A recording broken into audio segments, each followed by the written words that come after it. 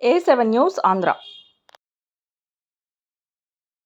Rangareddygudem DSP you. Ravichandra గారు మరియు Chintalapudi inspector Ravinder Naik యొక్క ఆదేశాలపై ధర్మాజిగూడెం ఎస్ఐ వెంకన్న గారికి రాబడిన సమాచారం మేరకు ఈరోజు అనగా 19/11/2024 ధర్మాజిగూడెం ఎస్ఐ వారి యొక్క సిబ్బంది మేకల హరిగోపాల్ తండ్రి రాంబాబు ధర్మాజిగూడెం అనే అతను దొంగతనానికి పాల్పడినట్లుగా అతన్ని అదుపులోకి తీసుకుని తనిఖీలు నిర్వహించగా అతని వద్ద 5 కాసులు బంగారపు నల్లపూసల గొలుసును స్వాధీనం చేసుకున్నట్లు, దానిని గురించి ముద్దాయిని ప్రశ్నించగా అతను తన ఇంటి పక్కన ఉన్నటువంటి ఇంట్లో ఎవరూ లేని సమయంలో తలుపులు పగలగొట్టి ఇంటిలో ఉన్న బంగారపు గొలుసును దొంగలించినట్లుగా తెలియజేసిన దానిపై సదరు వ్యక్తిని ధర్మాజిగూడెం పోలీస్ స్టేషన్ ఎస్ఐ గారు అరెస్టు చేసి రిమాండ్కు తరలించడం అయినది.